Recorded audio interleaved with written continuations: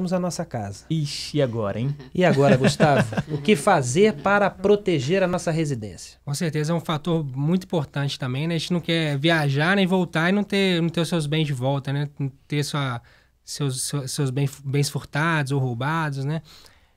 Acho que é interessante a fala do seu Major com relação à comunicação, né?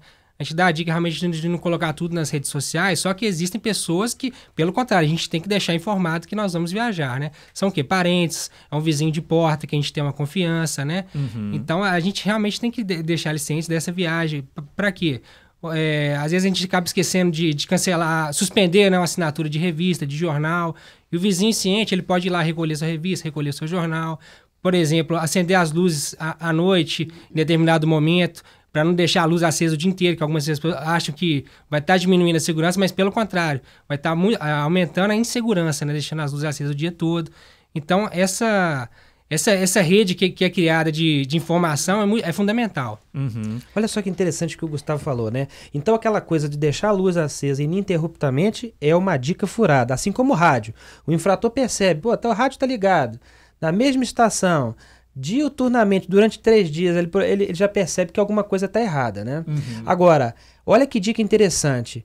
Se eu tenho um parente que possa, em determinado momento, ir lá, abrir a janela, ligar uma luz à noite, mas voltar para desligar, porque essa luz de madrugada também demonstra um excesso e que pode deixar o infrator com a certeza de que não tem ninguém em casa, né? Recolher essas correspondências, como ele muito bem colocou.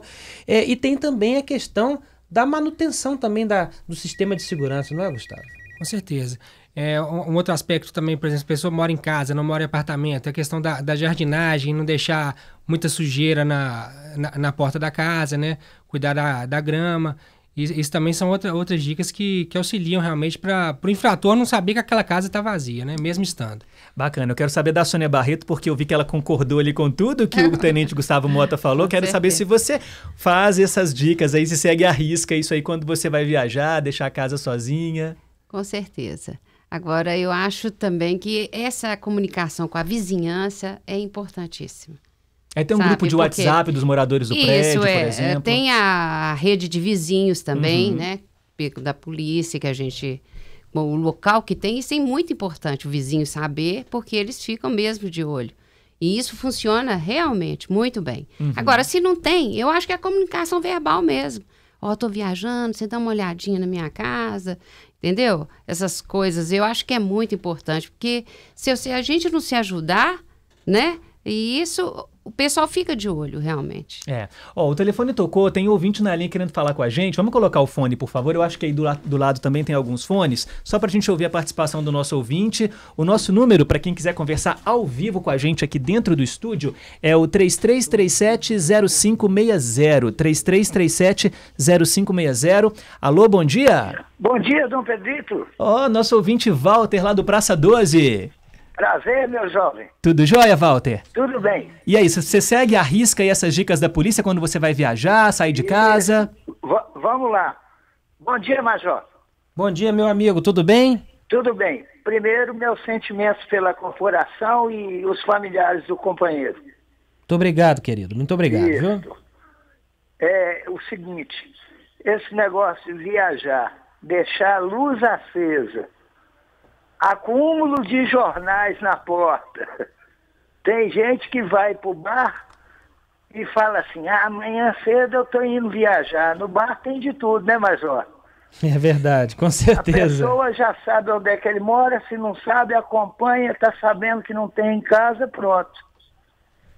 Agora é a coisa que eu falo, o vizinho é o familiar mais próximo que tem, né? O nosso parente mais próximo. Tem que ter boas condições com os vizinhos, porque essas horas a gente precisa. Tem vizinho que nem se fala, né, Walter? Nem conhece ali o vizinho de porta da parte do prédio, do apartamento ali, né, em frente. Isso, não é? Aqui em frente à minha casa, tem um cachorro aqui, um labrador, ô Pedrito. Que na hora que o cara joga o jornal de madrugada, ele pega o jornal e enterra o jornal. Esse cachorro que é o bom. Eu espero que ele não enterre as notícias boas, né? Pois é. Então tá falado. Um abraço para todos. Obrigado, Walter. Um abraço, Muito Walter. Obrigado. Bom dia. O Pedro, o Walter foi muito feliz, né? E falar do vizinho como parente mais próximo, e é verdade. E a Sônia falou uma coisa interessante. E às vezes a rua não quer participar da rede de vizinhos protegidos. Ah, tem várias pessoas que não querem participar. Não importa, você tem 1, 2, 3, 4. Você já forma a sua micro-rede ali, e que ela é extremamente importante, porque um trabalha de dia, um trabalha à noite, são compromissos diferentes, e um está aumentando a vigilância da casa do outro. Não é isso, Sônia? Com certeza. Eu acho que a gente tem que fazer esse esforço, né, de ajudar, de estar... Porque realmente tem pessoas que se recolhem muito cedo, não vê nada, não sabe de nada. Mas tem aquele vizinho que só chega à noite e que dá notícia e que vê que tem, né, pessoas estranhas no caminho, né, que estão parados ali.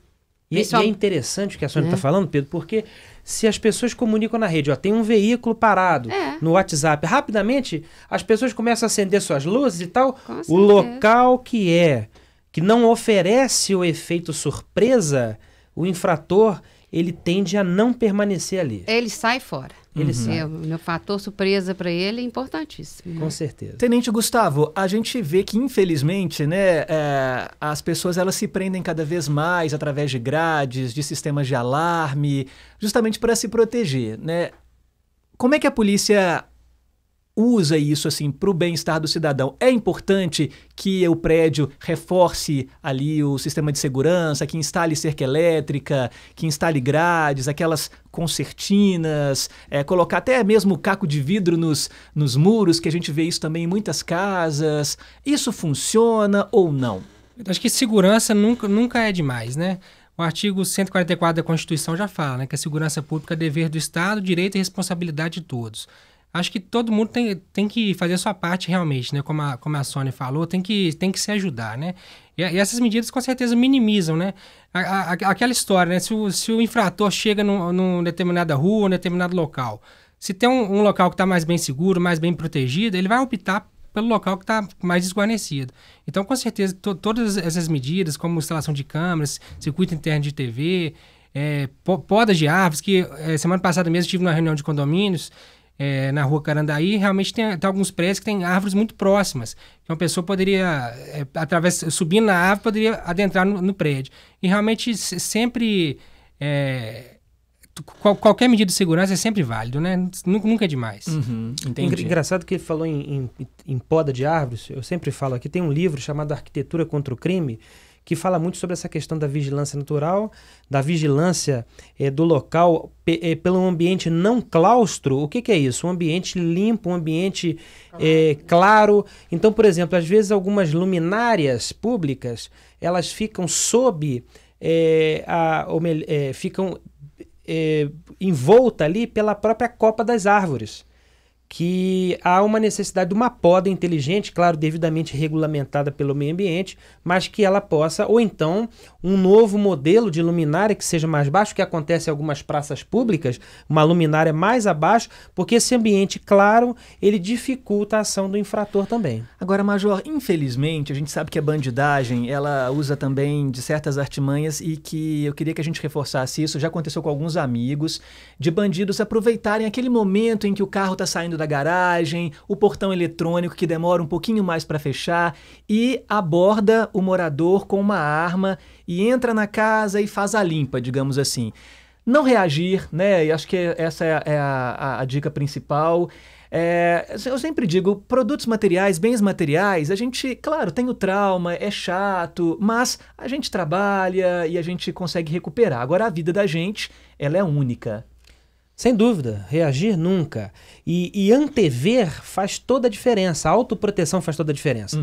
Acostume-se a sair de casa, mesmo com um portão eletrônico, sempre tem uma brechinha, algum local que você possa visualizar. Faça essa visualização, porque o indivíduo, mesmo com o tempo, o lapso temporal de abertura do portão, ele tem que estar aproximado. Sim. Tem um carro parado, tem pessoas dentro, não saia, liga para o 190 para que a polícia possa fazer a abordagem. Ao passo que ele, percebendo que as pessoas já visualizaram, perdeu o efeito surpresa. Via de regra, ele opta por outra localidade.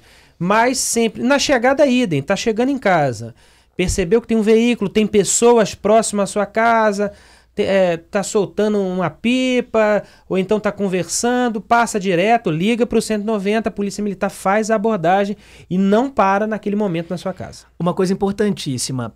Prestadores de serviços que têm a chave de acesso do prédio. A gente, claro, eu tô falando aqui, gente, não é um preconceito, mas é uma questão de segurança.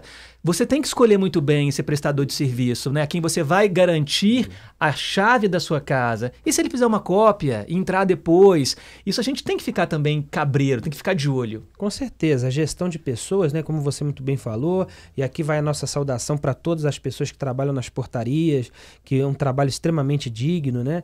E que infelizmente alguns prédios, algumas pessoas optam até por o que a gente chama de turnover, né? Essa rotatividade de pessoas, até por um menor preço de salário, e aí infelizmente colocando pessoas sem até uma prévia visualização de quem realmente está prestando aquele serviço. Mas eu volto a falar, as medidas de autoproteção, a comunicação entre os vizinhos, a comunicação entre as pessoas que se consorciam, seja num condomínio, seja numa estrutura de comércio, porque, por exemplo, o jornaleiro, ele olha o banco, que ao mesmo tempo tem um segurança, que tem contato com quem vende um pastelzinho na rua, e forma uma rede. Um vendedor na rua de pastel, ele é tão importante para um banco quanto a própria polícia. Porque ele percebe alguma atitude estranha, porque o indivíduo, o infrator, ele dá sinais antes do cometimento do crime. E o corpo fala, então ao perceber devidamente organizado, há uma comunicação prévia que já aciona a polícia, essa rede, essa teia se formando e evitando com que o crime aconteça, Pedro.